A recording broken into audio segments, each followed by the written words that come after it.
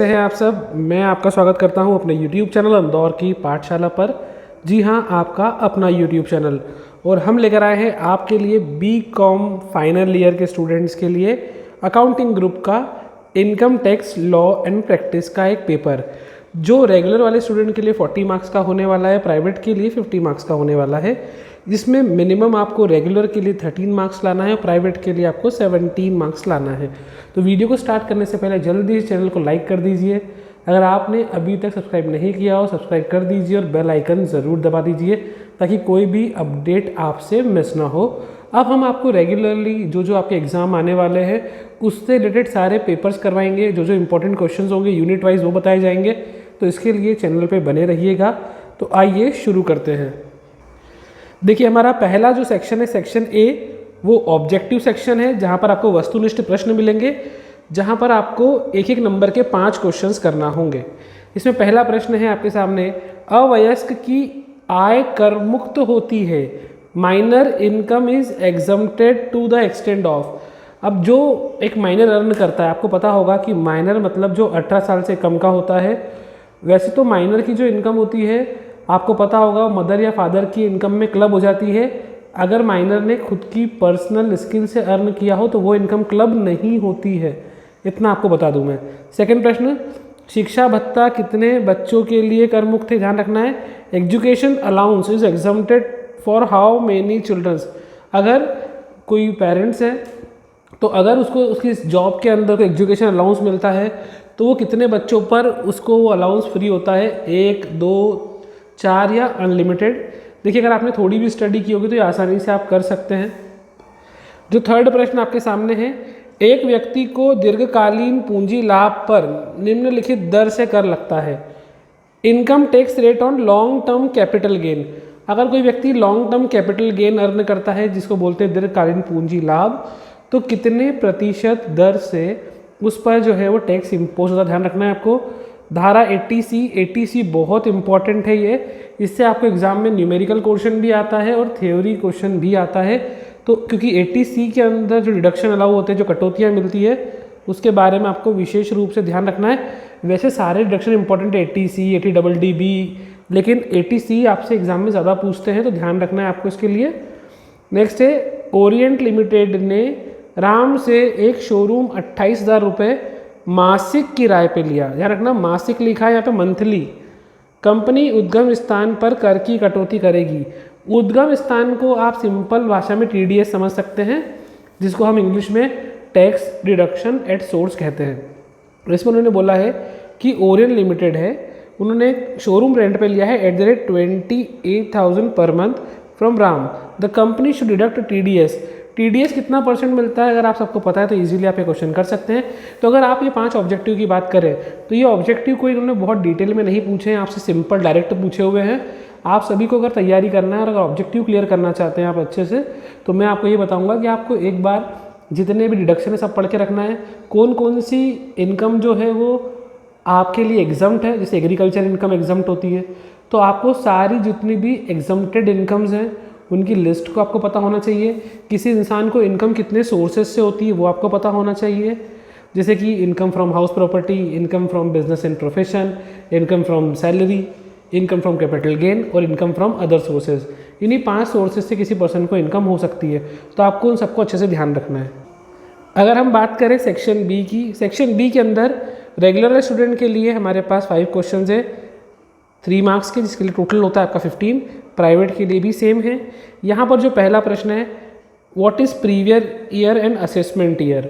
हिंदी में बात करें तो गत वर्ष और कर निर्धारण वर्ष क्या होता है। देखिए, प्रीवियस ईयर क्या होता है, जिस ईयर में हमने इनकम अर्न की है, और असेसमेंट ईयर वो होता है जिस ईयर पे उस इनकम पे टैक्स लगने वाला है। तो ये आपको ध्यान रखना है। अगला जो प्रश्न है वो आपके लिए है, निवास स्थान का कर दायित्व पे प्रभाव बताइए। Impact on residential status on tax liabilities. देखिए, आपको ध्यान रखना है, टैक्स लाइबिलिटी के बारे में पढ़ के जाना है। तो रेसिडेंशियल में आपको पता है कि कोई पर्सन या तो आम नागरिक होता है, ऑर्डिनरी रेसिडेंट, या फिर नॉन रेसिडेंट या नॉन रेगुलर रेसिडेंट। आपको इनके तीनों के बारे में ध्यान रखना है कि कब कोई पर्सन नॉर्मल रेसिडेंट होता है है ना, कब NRI कहलाता है, कब नॉन रेसिडेंट कहलाता है, आपको इनके बारे में अच्छे से पता होना चाहिए। आइए बढ़ते हैं दूसरे प्रश्न की तरफ। मकान किराया भत्ता पर टिप्पणी लिखिए। Right note on house rent allowance. देखिए, अगर कोई लोग अगर जॉब करते हैं तो उनको रहने के लिए भी अलाउंसेस मिलते हैं, भत्ता मिलता है, तो उसके बारे में आपको टिप्पणी लिखना है कितना क्या मिलता है। इसके बाद अगला क्वेश्चन बहुत ईजी है, फाइंड द एनुअल वैल्यू बोला उन्होंने, हाउस की वार्षिक मूल्य ज्ञात कीजिए। आपको म्यूनसिपल वैल्यू दी है, फेयर रेंट दिया है, एक्चुअल रेंट ऑलरेडी गिवन है, नगर पालिका मूल्य, उचित किराया, वास्तविक किराया। अब आपको मैं बता दूं, सबसे पहले तो इन सभी किराए को आपको एन्युअली करना है, मतलब वार्षिक करना है। यहाँ पर किराया आपको मंथली दिया है, तो इसको अगर आप 12 से मल्टीप्लाई कर लोगे तो ये आपका एनुअल मिल जाएगा। फिर हम चेक कर लेंगे और इन तीनों में से जो रेंट ज़्यादा होगा वो हो जाएगा हमारी एनुअल रेंटल वैल्यू। जैसे 12 सिक्सा कितना होता है आपको पता ही है, 12 सिक्सा 72, 12 72, तो ये हो जाएगा आपका 72,000 साल का।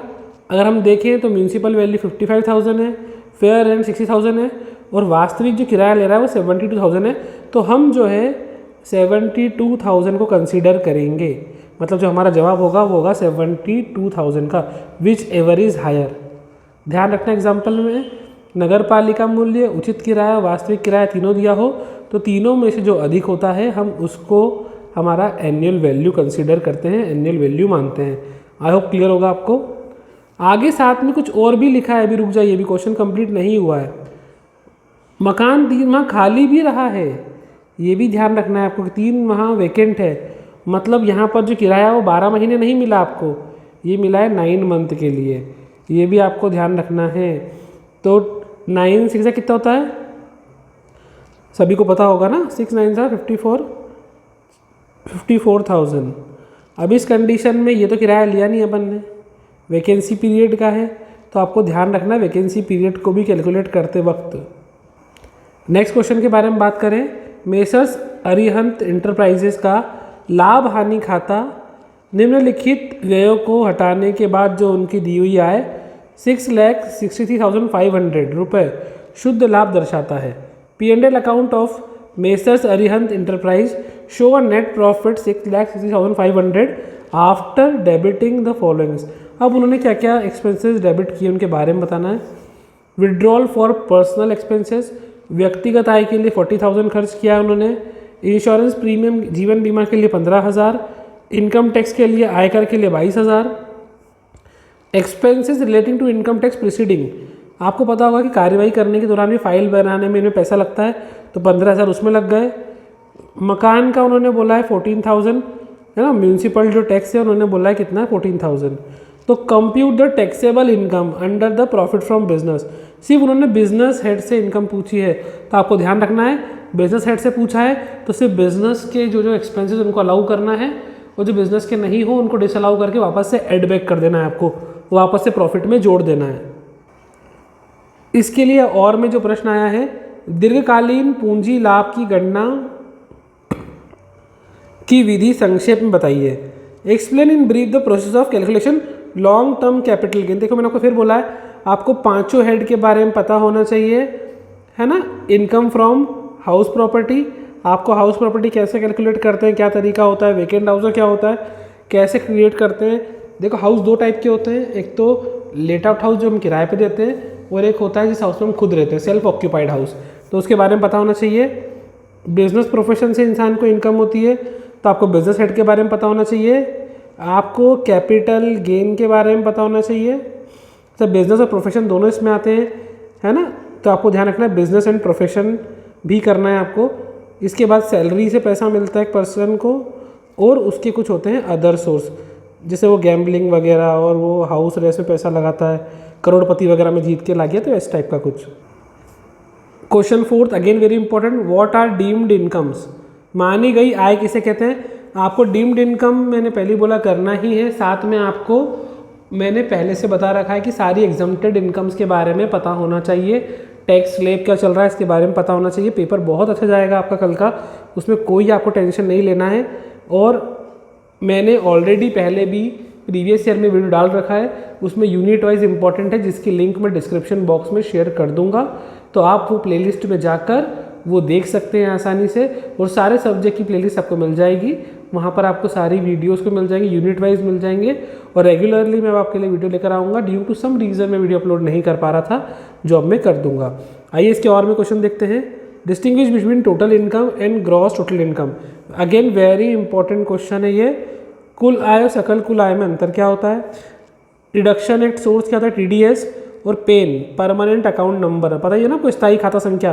पेन कार्ड बनवाते हैं ना अपन, तो परमानेंट अकाउंट नंबर क्या होता है? तो यहाँ हमारे शॉर्ट क्वेश्चंस खत्म हो गए हैं। अब बारी है हमारे दीर्घ उत्तरी प्रश्न की, लॉन्ग आंसर की, जहाँ पर प्राइवेट के लिए एक क्वेश्चन 6 नंबर का है, हमारे रेगुलर के लिए 4 मार्क्स का एक क्वेश्चन है, प्राइवेट के लिए 6 मार्क्स का क्वेश्चन है। तो पहला क्वेश्चन हम देखते हैं। Define assessment year. देखो ये पहले ही पूछा हुआ है, यहाँ फिर पूछ लिया कि असेसमेंट ईयर और प्रीवियस ईयर क्या होता है। कई बार एग्जाम में रिपीट क्वेश्चन आ जाते हैं। Income of previous year is chargeable to the immediately following assessment year, is there any exception? उन्होंने बोला है कि जिस अगर प्रीवियस ईयर में जो इनकम जनरेट करते हो, असेसमेंट ईयर पे हमको टैक्स पे करना होता है उस पर, तो क्या कोई एक्सेप्शन है, क्या इसका कोई अपवाद है? तो आपको इसके अपवाद के बारे में बताना है। इसके और में जो प्रश्न वो देखते हैं। उन्होंने बोला है मिस्टर एक्स के पास आम के बगीचे, नर्सरी, रबर, चाय, कॉफ़ी की संपदा है और इससे उनको आय भी मिलती है। और गत वर्ष की संपदा बताइए उन्होंने। मिस्टर एक्स से जो मैंगो गार्डनिंग करते हैं, नर्सरी करते हैं, वो उनके पास स्टेट है रबर, टी और कॉफ़ी का, और जिससे उनको इनकम जो होती है वो उन्होंने नीचे आके बताइए कि क्या क्या इनकम जो है उनको होती है। पहला उन्होंने बोला है रबर उत्पादन, मैन्युफैक्चरिंग ऑफ रबर, कॉफ़ी उगाकर, मैन्युफैक्चरिंग ऑफ कॉफ़ी, चाय उत्पादन, मैन्युफैक्चरिंग ऑफ टी, नर्सरी के पौधे बेचना, sale of plant of nursery, आम के बगीचों से आए, इनकम फ्रॉम मैंगो गार्डन। आपको उनको बताना है नॉन एग्रीकल्चर इनकम कितनी है। ध्यान से सुनिएगा, एग्रीकल्चर इनकम और नॉन एग्रीकल्चर, कृषि आय और गैर कृषि आय। आपको एग्रीकल्चर इनकम अलग बताना है और नॉन एग्रीकल्चर इनकम अलग बताना है। हमारे पास जो अगला प्रश्न है दोस्तों, श्री योगेश सेठी भोपाल, जनसंख्या भी दी उन्होंने, एक कंपनी में मैनेजर है, प्रबंधक है और उनकी आय दी हुई है। योगेश सेठी मैनेजर है कंपनी में, पॉपुलेशन दी उन्होंने भोपाल की 20 लाख है और इनकम भी उनकी दी हुई है। बेसिक सैलरी आपको पता है, डियरनेस अलाउंस क्वेश्चन में दिया हुआ है। बोनस भी आपको दिया है, एक सैलरी, एक मंथ की सैलरी की इक्विवेलेंट। इसके आगे उनको बोला है कि उनके पास ट्रांसपोर्ट अलाउंस है 1800 पर मंथ का, जो उनको यातायात भत्ता मिलता है। इसके अलावा कम्युनिकेट करने के लिए उनके ऑफिस से घर के लिए, और पर्सनल कार है जिसपे स्पेंड करते हैं 2200 पर मंथ। फिर इसके बाद उन्होंने बोला रेंट फ्री हाउस है उनके पास, जो कंपनी पे करती है, फेयर रेंट है 30,000 पर एनम, पूरे साल का किराया। बताओ, वार्षिक किराया। इतना सस्ता घर मिलता है क्या आजकल? The house is furnished and the cost of furniture is 15,800। लगे फर्नीचर की लागत कितनी है? 15,800। Compute the taxable income from salary. उन्होंने सैलरी हेड से पूछा है। देखिए वेतन हेड हमेशा थोड़ा मुश्किल रहता है, वेतन हेड डिटेल में जितना पढ़ सको पढ़ लेना, लेकिन मैं आपको सजेस्ट ये करूँगा अगर आपने अभी नहीं पढ़ाई की हो तो आप थ्योरी बेस कर सकते हैं। इसके अलावा हाउस प्रॉपर्टी करके जाइए, बिजनेस प्रोफेशन का बस डिडक्शन कौन कौन से होते हैं, कौन से अलाउ डिसअलाउ पढ़ के जा सकते हैं, और कैपिटल गेन, ये आपसे आसानी से हो जाएंगे। बाकी अगर आप थ्योरी अटेम्प्ट करते हैं तब भी आप पेपर में निकल सकते हैं आसानी से, ये आपको थोड़ा ध्यान रखना है। देखिए सैलरी के और में क्वेश्चन आ गया आपके पास हाउस प्रॉपर्टी का। मैंने आपको वही बोला सैलरी हल्की सी डिफ़िकल्ट पड़ती है, तो इन केस आपके सामने सैलरी का कोई भी क्वेश्चन आता है तो आपको थोड़ा सा अपना माइंड कॉन्शियस रखना है कि सैलरी पे हाइपर ना हो, उसके और वाला क्वेश्चन हम अटेम्प्ट कर सकते हैं। उन्होंने बोला मिस्टर संजय चलावत है, उनके पास एक घर है इंदौर में, लेट आउट है किराए पे, लोन लिया था उन्होंने 5 लाख का 1 अप्रैल 2018 को घर बनाने के लिए, 10% पर एनम घर कंस्ट्रक्टेड करा उन्होंने, कंप्लीट हो गया उनका 2021 में। 1 लाख उन्होंने पे करे हैं लोन अकाउंट में 1 अप्रैल 2020 को। डिडक्शन निकालना है इंटरेस्ट ऑन लोन की, इनकम हेड असेसमेंट कैलकुलेट करना है। बड़ा ही सिंपल और बेसिक क्वेश्चन है ये, हिंदी मीडियम के लिए भी बच्चों के सामने क्वेश्चन है, आपके सामने आप देख सकते हैं। उन्होंने बोला है enumerate the expenses, sorry next question, यहाँ पर इतना क्वेश्चन कंप्लीट हो चुका है आपका। अब थर्ड क्वेश्चन हमारे सामने है, एक व्यापार के कर योग्य लाभों की गणना करने के लिए कौन कौन से व्यय स्वीकृत है, यह भी बताइए कि वे कौन से व्यय हैं। Enumerate the expenses which are allowed in computing taxable profit of a business and also state the expenses of loss are not admissible. आपको बताना है कि कौन कौन से एक्सपेंसेस अलाउ होते हैं बिजनेस में और कौन से अलाउ नहीं होते। देखो theory question very easy, chart दिया है आप सबके पास, सीरीज़ में भी है, बुक में भी है। अगर आपको ये चार्ट पता है तो आप आसानी से ये क्वेश्चन लिख सकते हैं। इसके और में जो प्रश्न हमारे सामने हैं, श्री राजेंद्र बंडी ने निम्न जानकारी प्रदान की है, उनकी पूरी इन्फॉर्मेशन गिवन है आपके सामने। मैं इंग्लिश में पढ़ देता हूँ। ही बिल्ड अ हाउस इन 1998 में उन्होंने घर बनाया है जिसकी कॉस्ट 3 लाख थी। सेल्फ रेसिडेंट, खुद के रहने के लिए बनाया था। ऑन 1 अगस्त 2020 उन्होंने घर को बेच दिया 12,50,000 में और एक न्यू फ्लैट परचेस कर लिया 1 जनवरी 2021 को, एक ही साल के अंदर, फॉर 1,20,000। उन्होंने स्टैम्प फीस पे की 6,000 फॉर रजिस्ट्रेशन, ब्रोकरेज दिया 2% ऑन सेल और purchase of property. Compute the tax free and taxable capital gain, income from capital gain. ये बड़ा इजी होता है, आप इसका फॉर्मूला देख के जाइए, एक बार क्वेश्चन प्रैक्टिस कर लेंगे तो आप एग्जाम में ज़रूर कर सकते हैं। दोस्तों ये हमारे सामने 4th question, discuss the provision under the income tax act. आपको इनकम टैक्स एक्ट के अंदर प्रोविजन बताना है सेट ऑफ और कैरी फॉरवर्ड की। वेरी इंपॉर्टेंट क्वेश्चन, लगभग हर साल पूछा जाने वाला क्वेश्चन नहीं है, आपको ध्यान रखना है सेट ऑफ और कैरी फॉरवर्ड। कौन कौन से लॉसेस आप कैरी फॉरवर्ड करेंगे, कौन से आप इसे सेट ऑफ कर सकते हैं, किस ईयर के हेड में सेट ऑफ कर सकते हैं, कब कर सकते हैं, कब नहीं कर सकते हैं, कब तक वो अलाउ होते हैं, कब तक डिसअलाउ होते हैं, ये आपको थ्योरी अच्छे से पढ़ना है। फिर मिस्टर धनपाल दोषी has a following income tax during the year. उन्होंने बोला है टैक्सेबल इनकम फ्रॉम सैलरी आपको गिवन है, हाउस प्रॉपर्टी से गिवन है और लॉन्ग टर्म कैपिटल गेन भी आपके सामने गिवन है। क्वेश्चन उन्होंने बोला है ही पेड लाइफ इंश्योरेंस प्रीमियम, 66,000 का उन्होंने प्रीमियम भरा है खुद की लाइफ के लिए। कंट्रीब्यूट करा है 12% उन्होंने रिकॉग्नाइज प्रोविडेंट फंड के अंदर पीएफ में कंट्रीब्यूट करा है। उनके एम्प्लॉयर ने भी कंट्रीब्यूट करा है सेम अमाउंट उनके लिए। उन्होंने परचेस किया नेशनल सेविंग सर्टिफिकेट, ध्यान रखना डिडक्शन से रिलेटेड क्वेश्चन आया है ये। डोनेशन 5,000 दिए prime minister national relief fund के अंदर।